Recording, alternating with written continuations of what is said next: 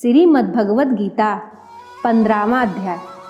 श्री भगवान बोले, आदि पुरुष परमेश्वर रूप मूल वाले और ब्रह्म रूप मुख्य शाखा वाले जिस संसार रूप पीपल के वृक्ष को अविनाशी कहते हैं तथा वेद जिसके पत्ते कहे गए हैं, उस संसार रूप वृक्ष को जो पुरुष मूल सहित तत्व से जानता है वह वेद के तात्पर्य को जानने वाला है।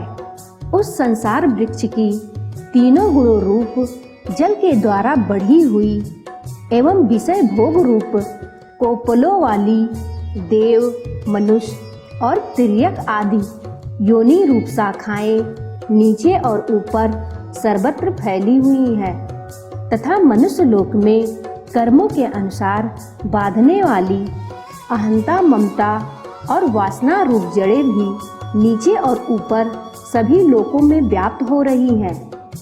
इस संसार वृक्ष का स्वरूप जैसा कहा है वैसा यहाँ विचार काल में नहीं पाया जाता, क्योंकि न तो इसका आदि है और न अंत है तथा न इसकी अच्छी प्रकार से स्थिति है।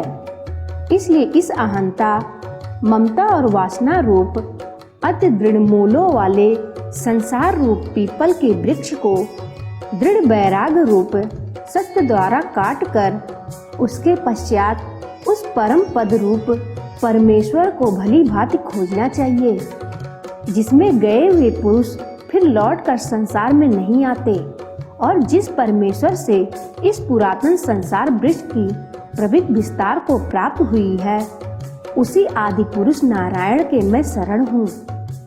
इस प्रकार दृढ़ निश्चय करके उस परमेश्वर का मनन और निधिध्यासन करना चाहिए, जिसका मान और मोह नष्ट हो गया है, जिन्होंने आसक्ति रूप दोष को जीत लिया है, जिनकी परमात्मा के स्वरूप में नित्य स्थित है और जिनकी कामनाएं पूर्ण रूप से नष्ट हो गई हैं, वह सुख दुख नामक द्वंद्वों से विमुक्त ज्ञानी जन उस अविनाशी परम पद को प्राप्त होते हैं।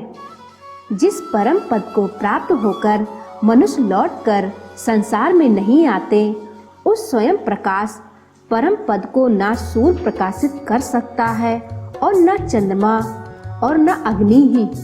वही मेरा परम धाम है। इस देह में यह सनातन जीवात्मा मेरा ही अंश है और वही इन प्रकृति में स्थित मन और पांचों इंद्रियों को आकर्षण करता है। वायु गंध के स्थान से गंध को जैसे ग्रहण करके ले जाता है, वैसे ही देहादि का स्वामी जीवात्मा भी जिस शरीर का त्याग करता है, उससे इस मन सहित इंद्रियों को ग्रहण करके फिर जिस शरीर को प्राप्त होता है उसमें जाता है। यह जीवात्मा श्रोत्र, चक्षु और त्वचा को तथा रसना, घ्राण और मन को आश्रय करके अर्थात इन सब के सहारे से ही विषयों का सेवन करता है। शरीर को छोड़कर जाते हुए को अथवा शरीर में स्थित हुए को अथवा विषयों को भोगते हुए को, इस प्रकार तीनों गुणों से युक्त हुए को भी अज्ञानी जन नहीं जानते। केवल ज्ञान रूप नेत्र वाले विवेकशील ज्ञानी ही तत्व से जानते हैं।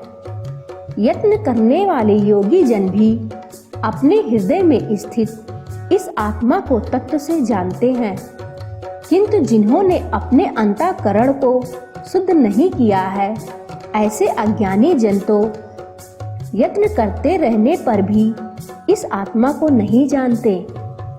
सूर्य में स्थित जो तेज संपूर्ण जगत को प्रकाशित करता है तथा जो तेज चंद्रमा में है और जो अग्नि में है, उसको तू मेरा ही तेज जान और मैं ही पृथ्वी में प्रवेश करके अपनी शक्ति से सब भूतों को धारण करता हूँ और रस स्वरूप अर्थात अमृतमय चंद्रमा होकर संपूर्ण औषधियों को अर्थात वनस्पतियों को पुष्ट करता हूँ। मैं ही सब प्राणियों के शरीर में स्थित रहने वाला प्राण और अपान से युक्त वैश्वानर अग्नि रूप होकर 4 प्रकार के अन्न को पचाता हूँ।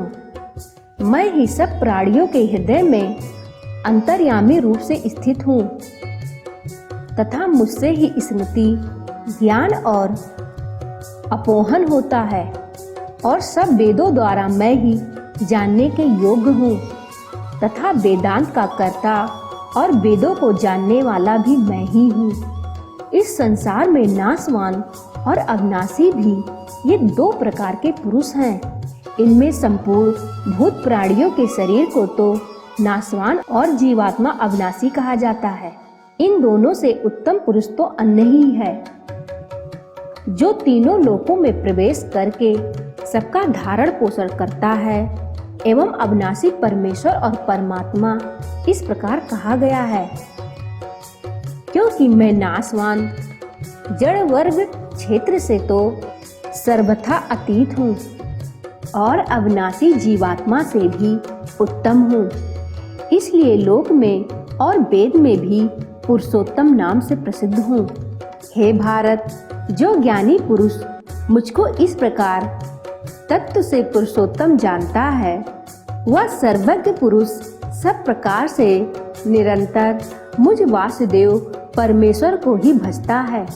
हे निष्पाप अर्जुन, इस प्रकार यह अति रहस्य युक्त गोपनीय शास्त्र मेरे द्वारा कहा गया। इसको तत्व से जानकर मनुष्य ज्ञानवान और कृतार्थ हो जाता है। इस प्रकार श्रीमद् भगवत गीता में श्री कृष्ण अर्जुन संवाद के अंतर्गत पुरुषोत्तम योग नामक 15वां अध्याय संपूर्ण हुआ।